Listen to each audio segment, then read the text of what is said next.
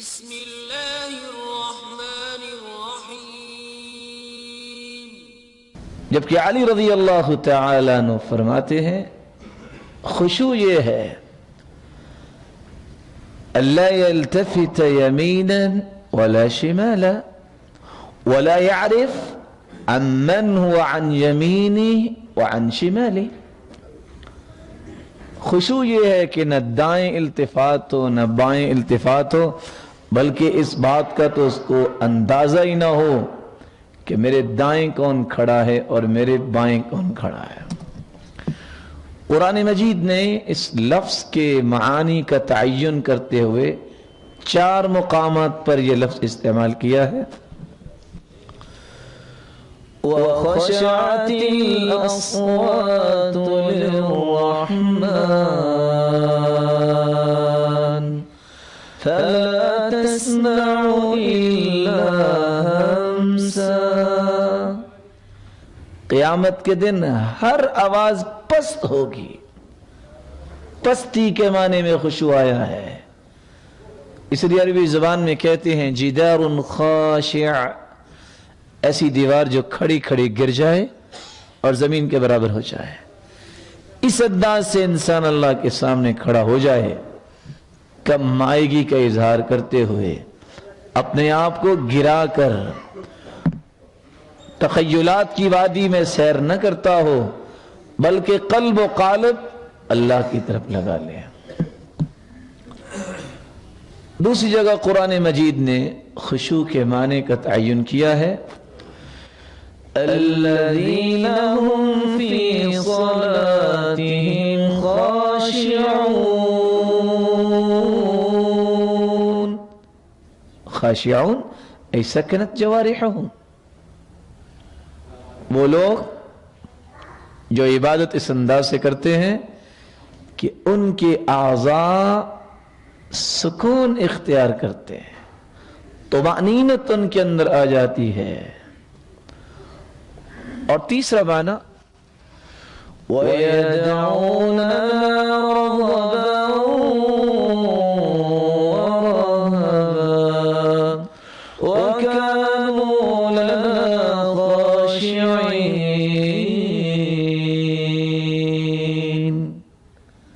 انبیاء کی ہر بات کو اللہ تعالیٰ قبول کیوں فرماتے؟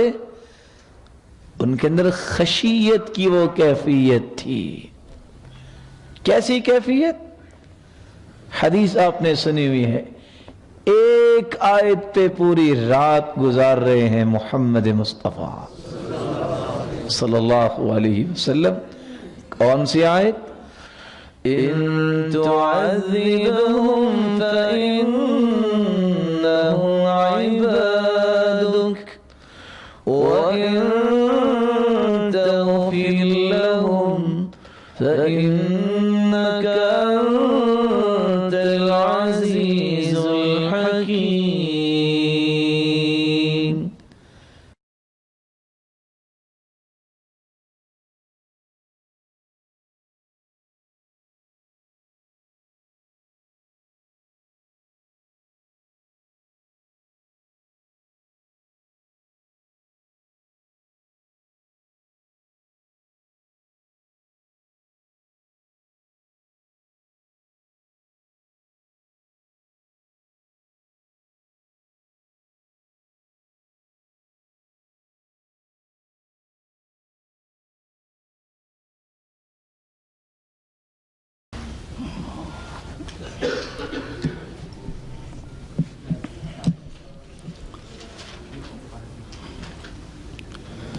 بسم اللہ الرحمن الرحیم، الحمد للہ رب العالمین، الصلاة والسلام على أشرف الأنبياء والسيد المرسلين وعلى آله وصحبه ومن سار على نهجه القويم، أما بعد، فأعوذ بالله من الشيطان الرجيم، قد أفلح المؤمنون الذين هم في صلاتهم خاشعون۔ والذین هم عن اللغو معرضون. لائق ست تکریم سامعین محترم، اللہ تعالیٰ نے انسان کو دو چیزوں کا مرکب بنایا ہے. ایک انسانی جسم ہے جس کو اللہ تعالیٰ نے مٹی سے پیدا کیا ہے. اس مٹی سے پیدا کیے گئے جسم کی نشو و نما، اس کی غذا اور خوراک کا بندوبست بھی اللہ تعالیٰ نے مٹی سے کیا. دوسری چیز، اس جسم کے اندر اللہ کی طرف سے بھیجی گئی روح ہے. روح کو اللہ تعالیٰ نے آسمانوں سے بھیجا اور اس کی غذا اور خوراک کا بندوبست بھی اللہ تعالیٰ نے آسمانوں سے ہی کیا. میں اور آپ اللہ تعالیٰ کی مخلوق ہیں. ہم اپنے متعلق اتنا نہیں جانتے جتنا ہمارا خالق و مالک ہم سب کے متعلق جانتا ہے. اگر وہی سب کچھ جانتا ہے تو اسی کے احکامات کی روشنی میں زندگی گزارنا یہ اصل کامیابی اور اصل کامرانی ہے. اللہ تعالی ہمیں بھی کامیاب لوگوں کی صف میں شامل فرمائے. قد افلح المؤمنون. کامیاب تو وہ لوگ ہیں جنہوں نے ایمان کو قبول کر لیا. اور ان کے ایمان کی نشانی کیا ہے؟ الذین هم فی صلاتهم خاشعون. جو اپنی نمازوں میں خشوع اختیار کرتے ہیں. والذین هم عن اللغو معرضون. اور جو لغویات سے پرہیز کرتے ہیں، اعراض کرتے ہیں. آج کی اس مجلس میں میری گفتگو کا محور 3 نکات ہوں گے. خشوع کیا ہے اور خشوع کے ساتھ کی گئی عبادت انسان کو کیا دیتی ہے، اور اگر خشوع کو اختیار نہ کیا جائے تو کن کن ہولناکیوں کا سامنا کرنا پڑے گا. اور آخر میں اس راستے کا تعین بھی کرنے کی ہم کوشش کریں گے جس راستے پہ چلتے ہوئے انسان خشوع اختیار کر سکتا ہے. خشوع یہ خشع یخشع سے ہے، جس کا مطلب ہے عاجزی اختیار کرنا. خشع ای سکن واطمئن. خشع فلاں شخص نے خشوع اختیار کیا یعنی پرسکون ہو گیا، مطمئن ہو گیا. عربی زبان میں 2 لفظ استعمال ہوتے ہیں، خشوع اور خضوع. دل کی عاجزی کا نام ہے خضوع، اور دل کے اندر اگر عاجزی آ جائے تو اس کا اظہار پھر جسم کے ہر عضو پہ ہوتا ہے. تو اعضائے جسم پر عاجزی کے اظہار کو خشوع کہتے ہیں.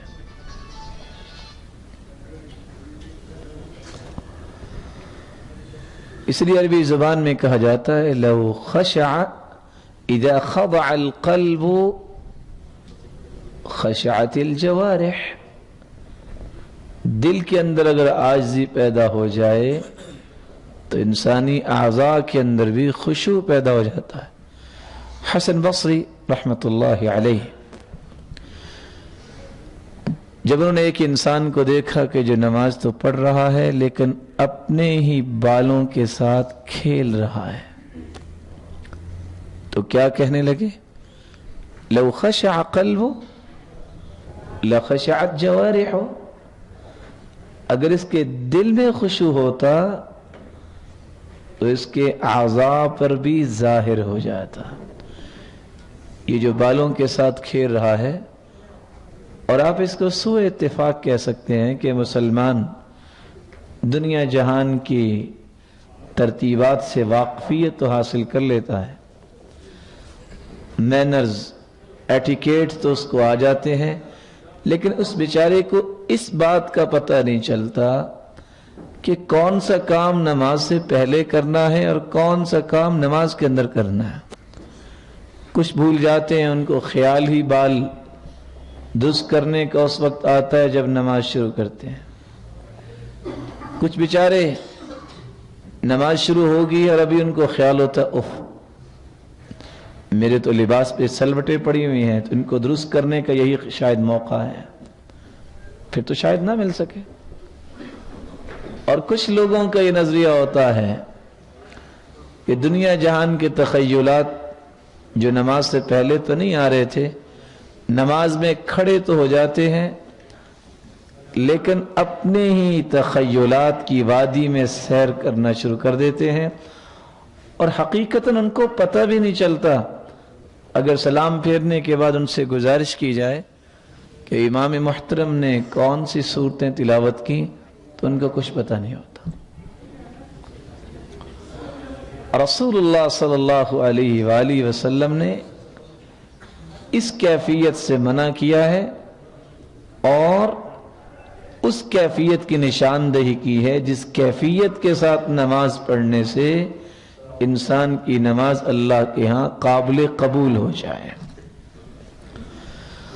آپ یہ بات سن کے حیران تو ہوں گے، آج حالت تو یہ ہے،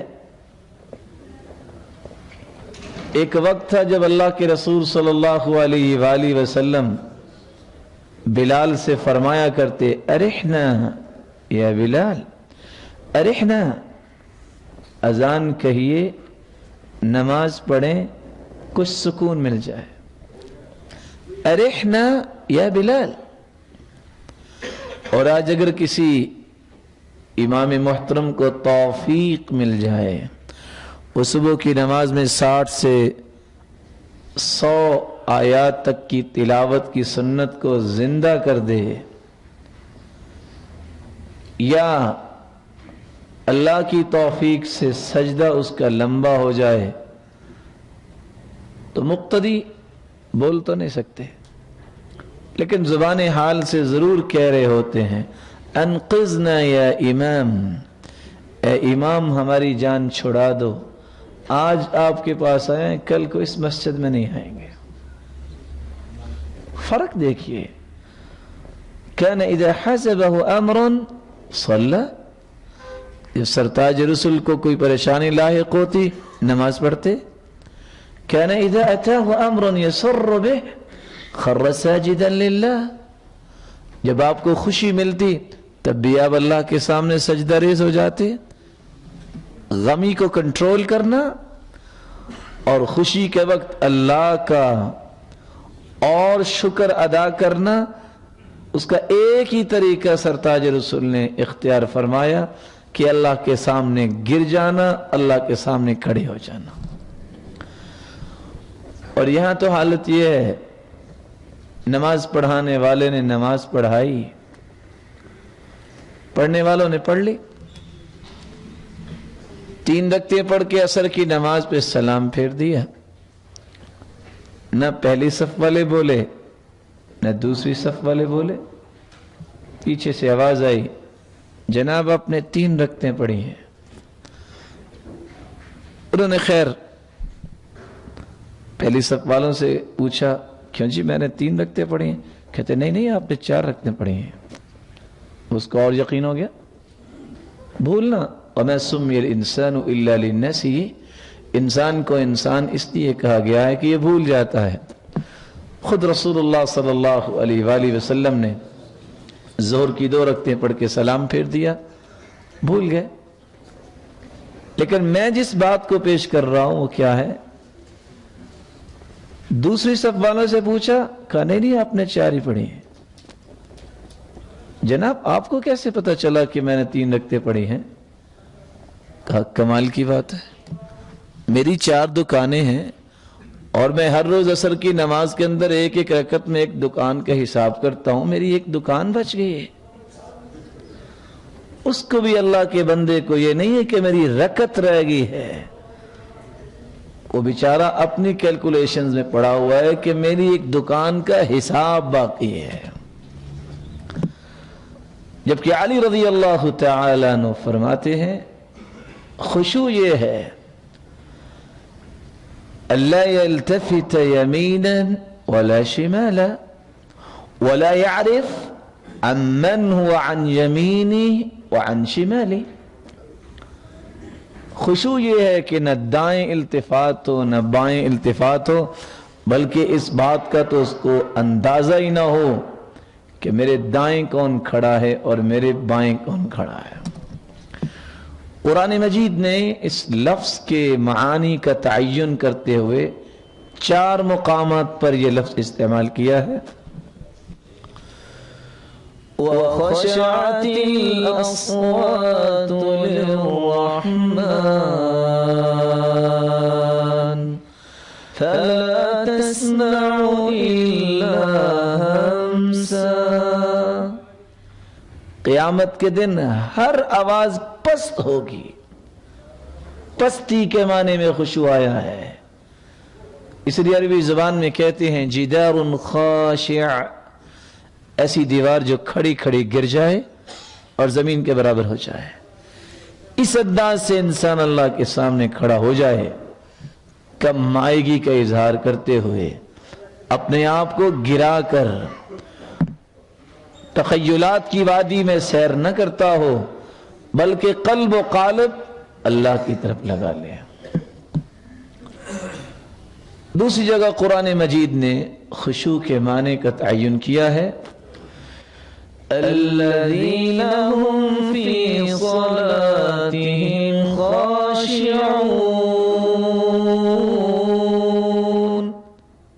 खाशिऊन ऐ सकनत जवारिहुम, वो लोग जो इबादत इस अंदाज से करते हैं कि उनके आज़ा सुकून इख्तियार करते हैं, तुमानीनत उनके अंदर आ जाती है। और तीसरा माना वयदऊना रग़बन व रहबा व कानू लना खाशिईन।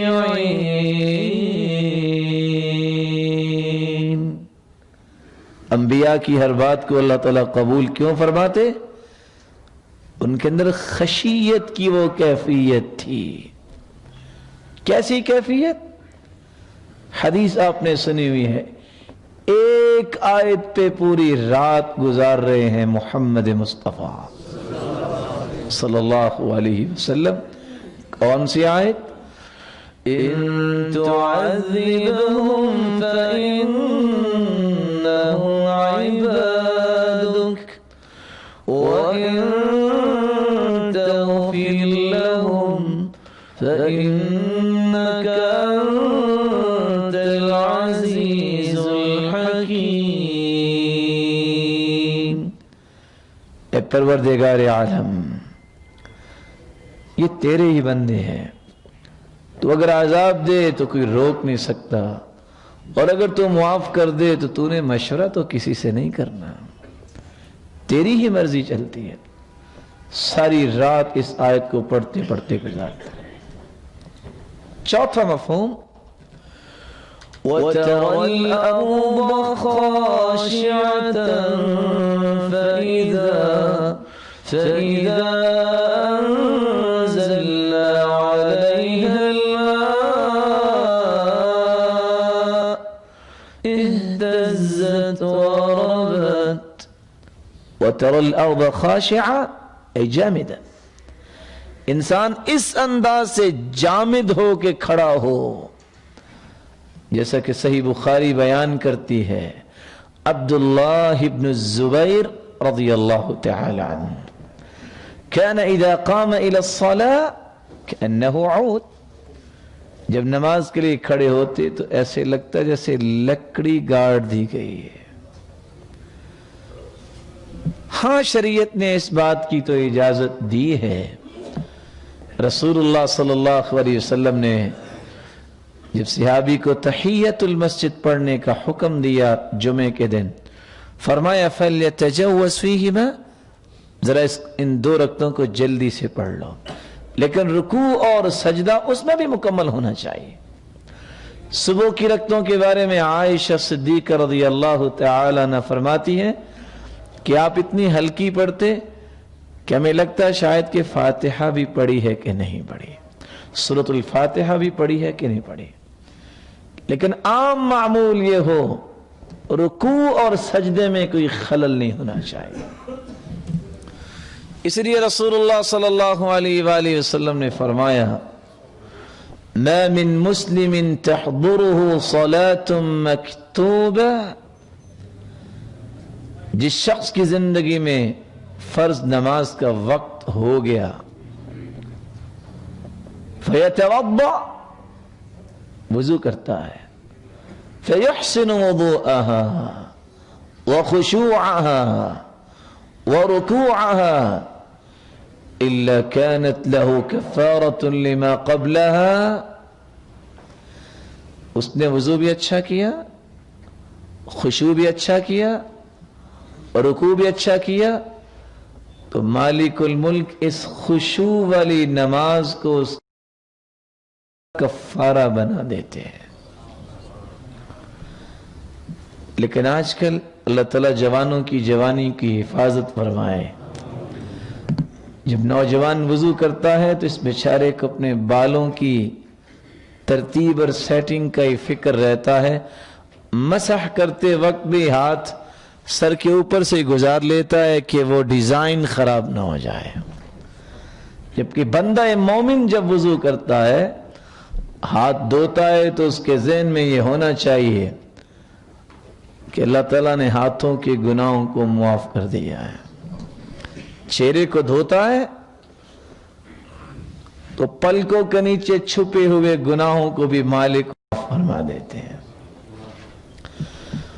بلکہ رسول اللہ صلی اللہ علیہ وسلم نے فرمایا فَإِنْ هُوَ قَامَ وَصَلَّى وَأَثْنَى عَلَيْهِ وَمَجَّدَهُ بِمَا هُوَ أَهْلُهُ وَفَرَّغَ قَلْبَهُ لِلَّهِ، اگر وضو کرنے کے بعد کوئی کھڑا ہو گیا ہے، اللہ کی تعریف کی ہے جو اس کی شان کو لائق ہے، تمجید بیان کی ہے، اور دل کو خالی کر کے کھڑا ہوا ہے، إِلَّا انصَرَفَ مِنْ خَطِيئَتِهِ كَيَوْمَ وَلَدَتْهُ أُمُّهُ، جب سلام پھیرتا ہے ویسے تو نماز سے فارغ ہو کے بیٹھتا ہے، لیکن حدیث یہ کہہ رہی ہے وہ اس طرح ہو جاتا ہے جیسے اس کی ماں نے اس کو آج ہی جنا ہے، کوئی بھی گناہ نہیں باقی بچتا۔ اور تیسری سعادت عقبہ بن عامر رضی اللہ تعالی عنہ کی روایت میں ہے جو صحیح مسلم میں ہے، رسول اللہ صلی اللہ علیہ وآلہ وسلم نے فرمایا ما من مسلم یتوضأ، کوئی بھی مسلمان جب وضو کرتا ہے پھر نماز پڑھتا ہے، ثم يقوم فيصلي ركعتين يقبل بوجهه وقلبه، اپنے چہرے کو بھی قبلے کی طرف لگا لیتا ہے اور دل میں بھی اللہ کی خشیت ہوتی ہے، الا وجبت له الجنہ، اللہ تو قیامت کے دن اس کے لیے جنت کو واجب قرار دے دیں گے۔ اللہ سبحانہ و تعالی ہمیں اس بات کی توفیق عطا فرمائے۔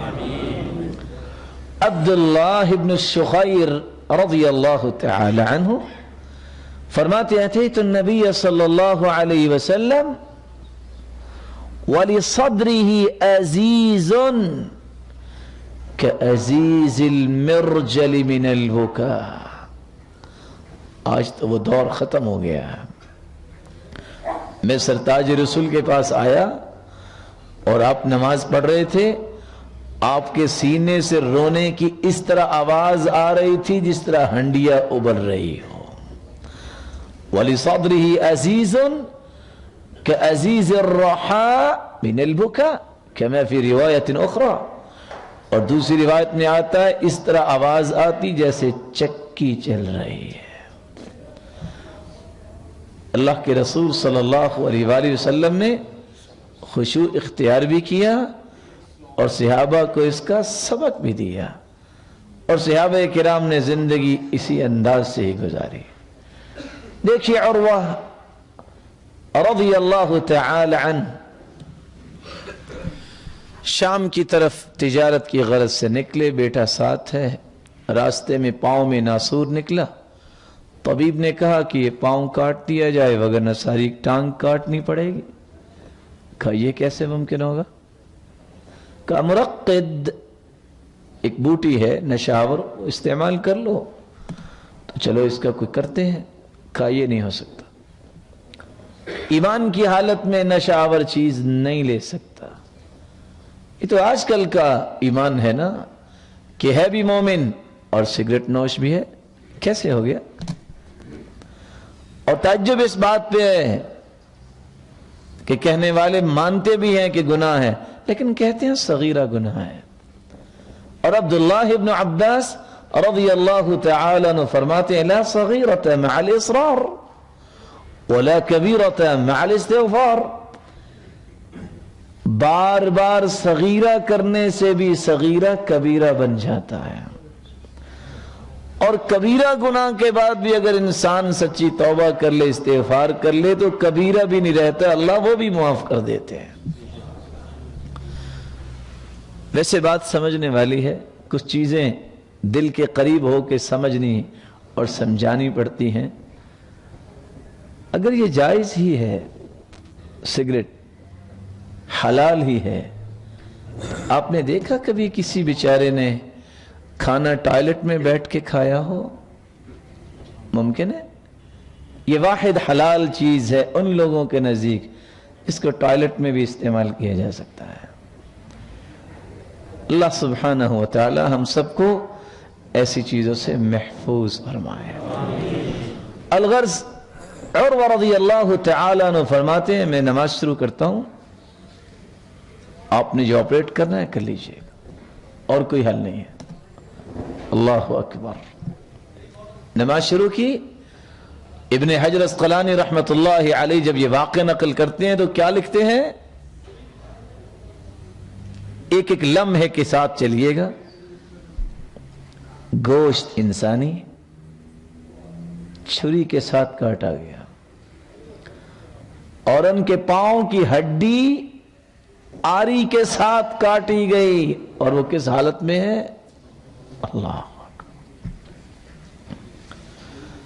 نماز سے فارغ ہوئے، تکلیف کا احساس ہوا، لیکن زبان سے لفظ کیا نکلے؟ اللہم لک الحمد حتی ترضا، اللہ جب تک تو راضی نہ ہو جائے تیری ہی تعریف ہے۔ اس وقت علاج کا طریقہ تھا کہ پاؤں کو تپتے ہوئے تیل میں رکھا گیا، بے ہوش ہو گئے، ہوش میں آئے تو کہتے ہیں اللہم لک الحمد اذا رضیت، اللہ تو جب راضی ہو جائے پھر بھی تیری ہی تعریف ہے۔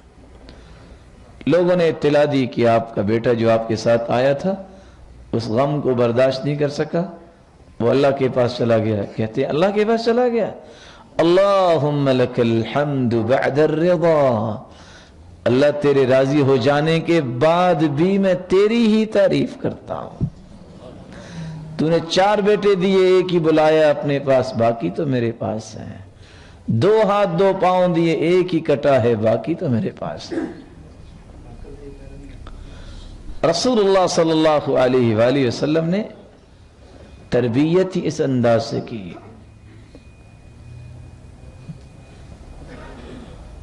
کہنے والے نے کہا جو آج کل بھی لوگ کہتے ہیں، کسی مصیبت زدہ کو دیکھ کے کہتے ہیں اس نے کچھ کیا ہی ہوگا تو مصیبت اس پہ آئی ہے۔ ان اللہ اذا احب عبدا ابتلاه، جب اللہ تعالیٰ کسی کو پسند فرماتے ہیں شرط یہ ہے کہ وہ استقامت والا انسان ہو، دیندار ہو، تو ایسے شخص کی آزمائش اللہ کی محبت کی نشانی ہوتی ہے۔ اور ایک انسان اگر نماز بھی نہیں پڑھتا تو اس کی آزمائش کا مطلب اس کے گناہوں کی وجہ ہوتی ہے۔ تو اس وقت پھر عروہ رضی اللہ تعالیٰ عنہ نے جب یہ بات سنی کہ لوگ میرے بارے میں کہہ رہے ہیں کہ اس نے کچھ کیا ہوگا،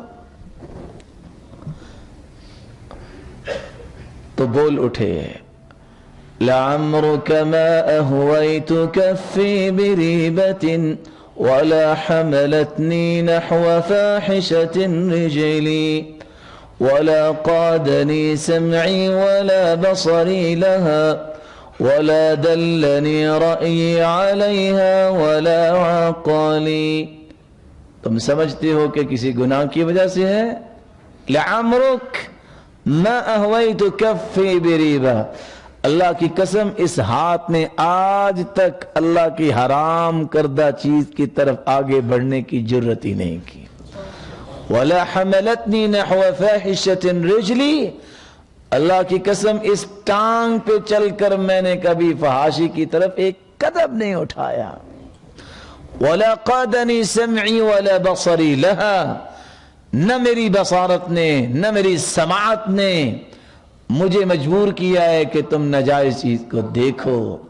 وَلَا دَلَّنِي رَأْيِي عَلَيْهَا وَلَا عَقْلِي، نہ میری رائے نہ میری عقل نے مجھے اس بات پر دلالت کی ہے کہ تم یہ اللہ کی نافرمانی کی طرف آؤ۔ اللہ نے یہ سارے پہلوؤں میں مجھے محفوظ ہی رکھا ہے۔ اللہ ایسا ایمان اور تقوی اور خشوع ہم سب کو نصیب فرمائے۔ اس لیے عبداللہ ابن المبارک رحمہ اللہ رحمت واسعہ، اور میں اپنے بھائیوں کو گزارش ہی کروں گا، نصیحت کروں گا کہ عبداللہ ابن المبارک رحمت اللہ علیہ کی سوانح حیات ضرور پڑھیں۔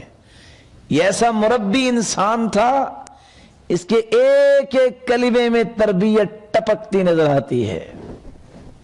وہ کہا کرتے تھے، من ترک فضول النظر منح الخشوع، جو فضول نظر سے اپنے آپ کو بچا لیتا ہے، حرام نظروں سے اپنے آپ کو بچا لیتا ہے، اللہ تعالیٰ اس کی آنکھوں میں خشوع پیدا کر دیتے ہیں۔ وَمَن تَرَكَ فُضُولَ الْكَلَامِ مُنِحَ الْحِكْمَةِ، اور جو لغویات سے پرہیز کر لیتا ہے اللہ اس کی زبان پہ حکمت و دانائی کو جاری فرما دیتے ہیں۔ وَمَن تَرَكَ فُضُولَ الطَّعَامِ مُنِحَ لَذَّةُ الْعِبَادَةِ، اور جو کھانے پینے میں احتیاط برتتا ہے، فضول کھانوں سے بچ جاتا ہے، اللہ اس کی عبادت میں لذت پیدا کر دیتے ہیں۔ وَمَن تَرَكَ فُضُولَ الضِّحْكِ، اور جو فحش گوئی سے بچ جاتا ہے، کہا لگانے سے پرہیز کرتا ہے، مُنِحَ الْهَيْبَةِ، اللہ تعالیٰ اس کو ہیبت عطا کر دیتے ہیں۔ اللہ تعالیٰ ہمیں ان آداب اسلامیہ کو اپنی زندگی کا حصہ بنانے کی توفیق عطا فرمائے۔ لیکن اگر انسان خشوع اختیار نہیں کرتا، میرے بھائیوں میں اور آپ کمزور ہیں، اور سچی بات یہ ہے کہ بسا اوقات حالات اتنے بن جاتے ہیں کہ انسان دیکھ کے پریشان ہوتا ہے کہ یہ لوگ نماز بھی پڑھ رہے ہیں، کیا بنے گا؟ پہلا نقصان یہ ہوتا ہے جب انسان خشوع اختیار نہیں کرتا، ان الرجل لینصرف من صلاتی وما كتب له الا عشر صلاتی تسعها ثمنها سبعها سدسها خمسها ربعها ثلثها نصفها۔ اس حدیث کا ترجمہ کرنے سے پہلے میں آپ سے ہی مشورہ کرتا ہوں، کیا خیال ہے اگر کسی بھائی کی تنخواہ 1000 ریال ہو، اس کو مہینے کے بعد 100 ریال دے دیا جائے، کافی ہو جائے گا نا؟ کیوں 100 ریال تھوڑا؟ چلو ہندوستانی پاکستانی حساب سے اگر کسی کی 10,000 تنخواہ ہے، اس کو 1,000 دے دیا جائے مہینے کے بعد، गुजारा तो चल जाएगा ना? जवाब नहीं दे रहे। कैसे नहीं चलेगा? 1000 रुपया थोड़ी चीज है। बिजली का बिल तो 4-5 हजार ही आएगा ना, तो गुजारा तो हो जाएगा। रसूलुल्लाह सल्लल्लाहु अलैहि वसल्लम भी यही फरमा रहे हैं कि बंदा नमाज पढ़ता है, किसी को नमाज का 10वां हिस्सा मिलता है, किसी को 9वां, 8वां, 7वां, 6ठा, 5वां, 4था और 3रा, और कोई आधी नमाज लेके घर जाता है। चलो 10,000 वाले को 5,000 भी दे दिया जाए और बच्चे भी 4-5 हो, नशो नुमा तो अच्छे तरीके से उनकी कर लेगा ना, बोले।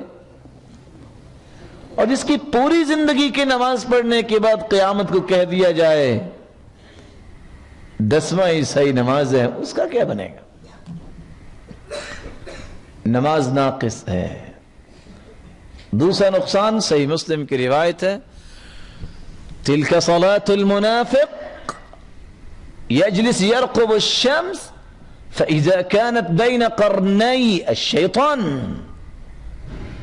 क़ाम फ़नक़रहा अर्बअन लम यज़्कुरिल्लाह इल्ला क़लीला। ये मुनाफिक की नमाज है कि बैठा रहता है, खुसूसन असर की नमाज के वक्त इंतजार करता है कि सूरज किस वक्त गुरूब होने के करीब हो, फिर उठता है। फ़नक़रहा अर्बअन, लफ्ज़ नक़रा यनक़ुरु इस्तेमाल हुआ है, फिर उठकर 4 ठूंगे मारता है। और आपने देखा होगा कुछ तो ऐसे सखी सरवर हैं कि रुकू में जाएंगे तो सरताज रसूल की कैफियत तो ये होती थी, और कोई बेचारा इस तरह रुकू कर रहा है, किसी का सर नीचे को गया है, और हदीस कहती है लसुब अलैहिल मा अलस्तक़र, अगर सरताज रसूल की कमर मुबारक पर पानी उंडेल दिया जाए तो खड़ा हो जाए। और यहां रुकू होता ही ऐसे, क्योंकि हमने दुनिया के हर उसूल सीख लिए। ग्रेजुएशन करने के लिए 500 ईडियम्स याद कर लेता है बंदा, क्रिटिकल याद करता है, लेकिन उस बेचारे को पता ही नहीं है कि रुकू कैसे करना है। और रसूलुल्लाह सल्लल्लाहु अलैहि वसल्लम फरमाते हैं इन्नल्लाह ला यंज़ुरु इला सलाति अब्दिन ला युकीमु फीहि सुल्बह, ऐसी नमाज की तरफ अल्लाह ताला नज़र रहमत डालते नहीं, देखते ही नहीं, जिसमें इंसान पुष्ट बराबर ना करे। जिस नमाज को अल्लाह देखते ही नहीं है, उसका क्या बनेगा? रसूलुल्लाह सल्लल्लाहु अलैहि वसल्लम ने सच फरमाया, वो नमाज नहीं पढ़ता, ठूंगे मारता है।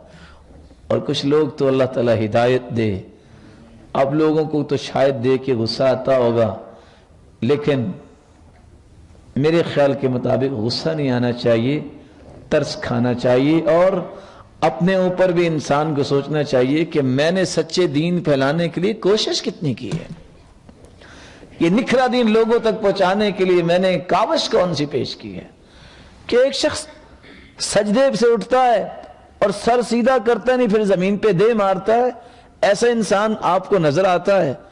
रिश्तेदार भी है, अगर वो थाने कचहरी में चला जाए तो कितनी सिफारिश इंसान ढूंढता है, पैसे लगाता है, छूट जाए, तो जो अल्लाह की अदालत में फंस गया वहां कौन छुड़ाएगा? कौन छुड़ाएगा? और आयशा रज़ी अल्लाह तआला अन्हा फरमाती हैं कि आप जब समी अल्लाहु लिमन हमिदा कहते तो खड़े हो जाते, हमें यूं लगता जैसे भूल गए। या तो रुकू से सर उठाते नहीं, पूरा जमीन पे गिर जाते हैं, और एक सजदा करके जब बैठते तो ऐसे लगता जैसे भूल गए।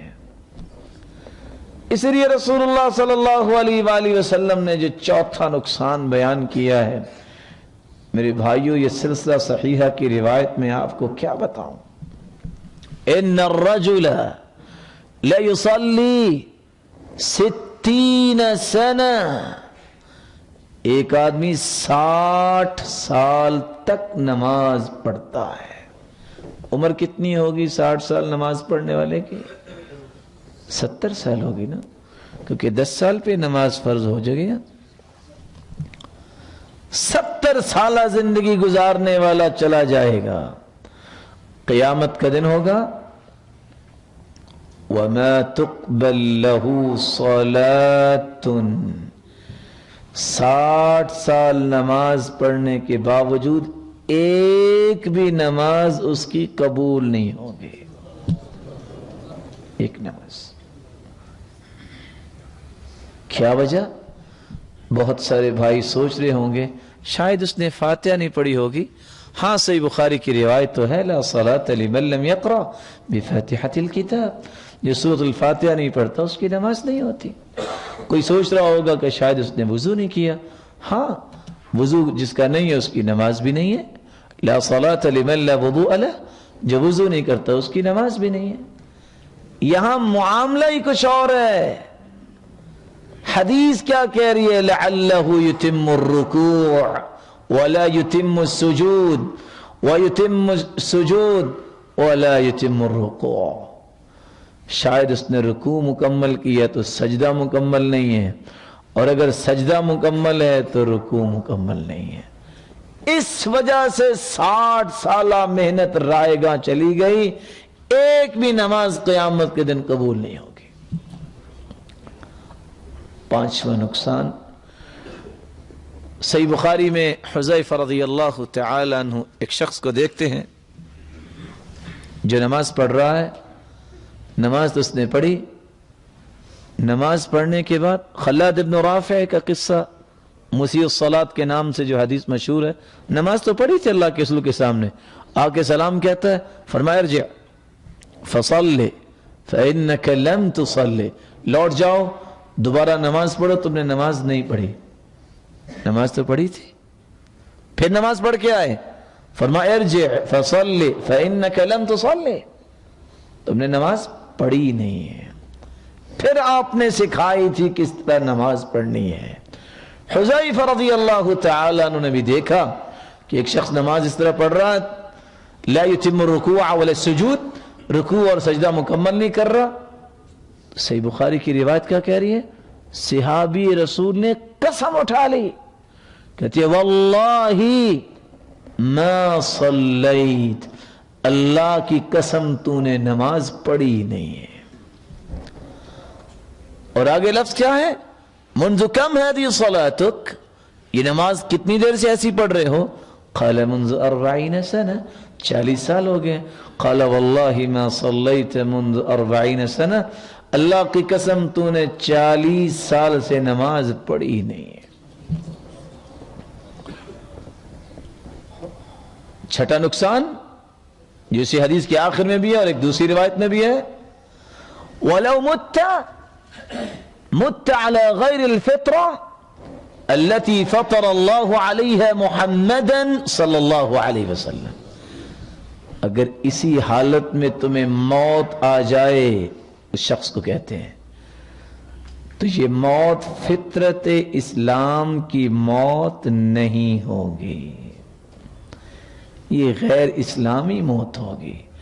اور رسول اللہ صلی اللہ علیہ وسلم نے اس لیے فرمایا، ایسے شخص کی مثال تو ایسے ہے، مثل الجائع، جیسے بھوکا انسان ہو، یأکل التمر والتمرتین لا یغنیان عنہ شیئا، بھوکا انسان اس کو ایک کھجور دے دی جائے کافی ہوگی نا، میرا خیال انسان نے روزہ رکھا ہو، صبح ایک کھجور کھا لے، شام کو ایک، کو مہینہ تو گزار لے گا نا۔ بھوکا انسان جس طرح ایک دو کھجوروں سے سیر نہیں ہوتا، کفایت نہیں کرتی، ایسی نماز بھی اس کی بخشش کے لیے کفایت نہیں کرے گی۔ اللہ سے دعا کیجئے اللہ تعالی ہم سب کو خشوع کے ساتھ نماز پڑھنے کی توفیق عطا فرمائے۔ آخری گزارش، اسے کیا خیال ہے 24 گھنٹوں میں اگر 5 نمازوں کا دورانیہ جمع کیا جائے تو 5 نمازیں کتنی دیر میں پڑھی جا سکتی ہیں؟ اللہ آپ کو زندگی دے استقامت والی، 1 گھنٹہ مبالغہ کیا، 5 نمازیں کتنی دیر میں پڑھی جاتی ہیں؟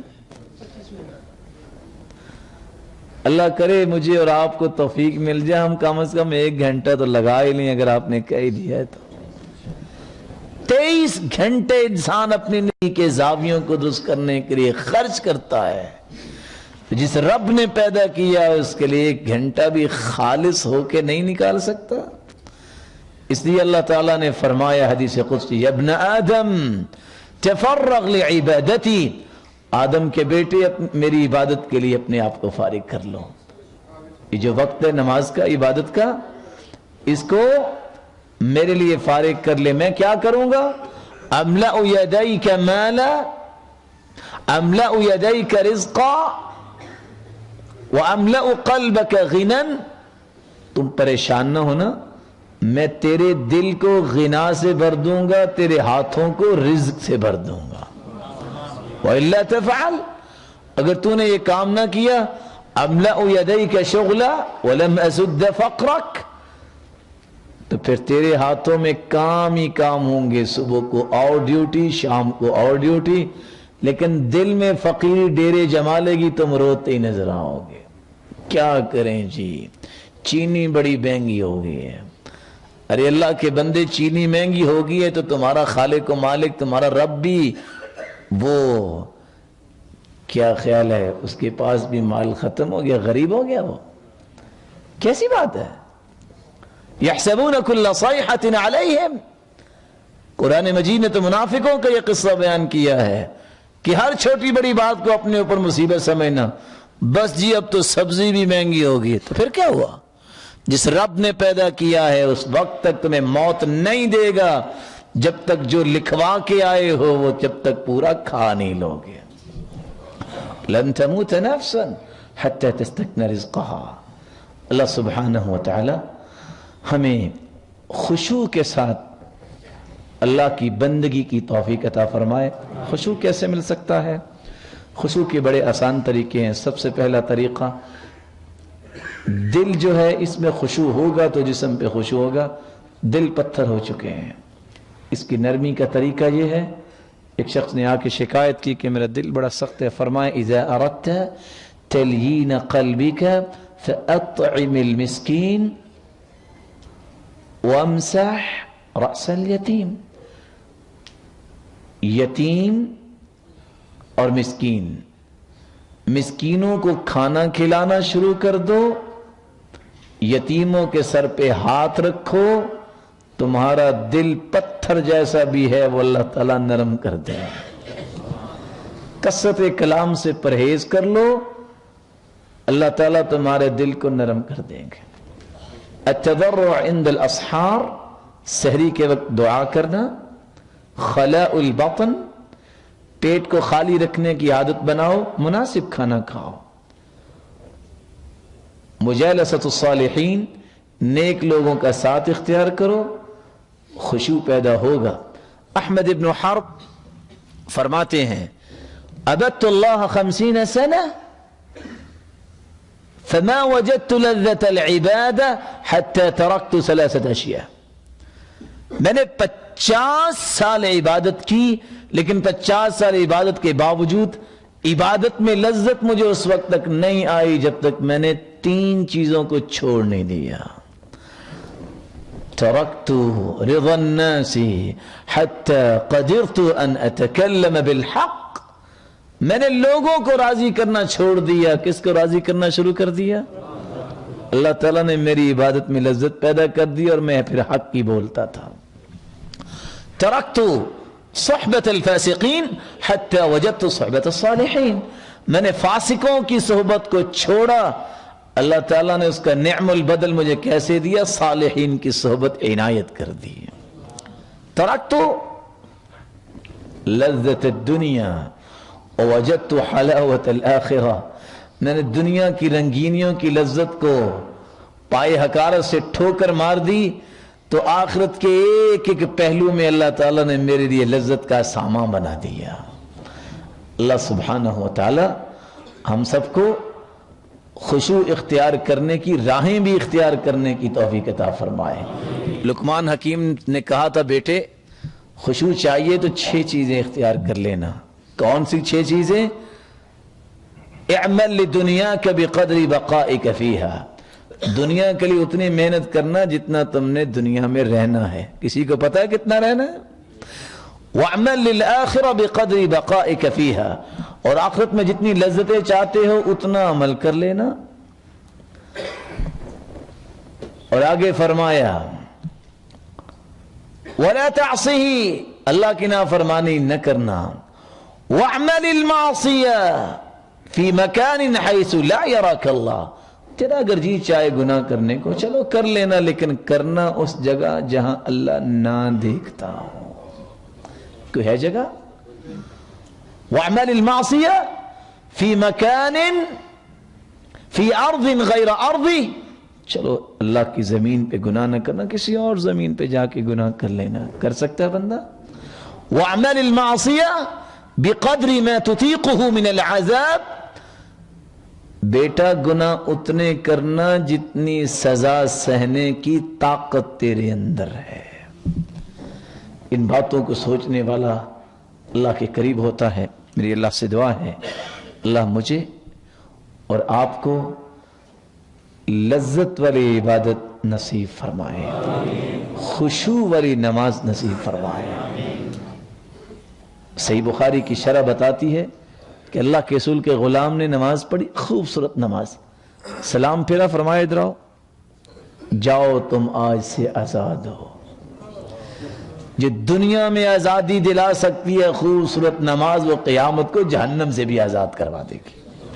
اللہ ہم سب کو معاف فرمائے، اور جتنے بیمار ہیں اللہ ان کی بیماریوں کو شفاؤں میں بدل دے، کسی مصیبت میں اللہ ان کی مصیبت کو خوشیاں بنائے، اور جو کسی تنگی میں اللہ تنگی کو آسانیاں بنائے، اور جو صاحب اولاد ہیں اللہ ان کی اولاد کو نیک بنائے، صدقہ جاریہ بنائے، اور جو بے اولاد ہیں ان کی جولیوں کو بار رونق بنائے، صاحب مال ہیں ان کے مال میں برکت فرمائے، تقوی نصیب فرمائے، اور جو بے روزگار ہیں اللہ ان کو بھی تونگر بنائے، اور مقروض کی غیبی خزانوں سے مدد فرمائے۔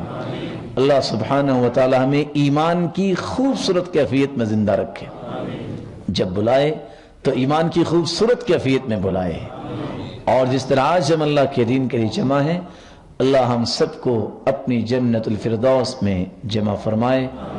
وما علیہ الا البلاغ۔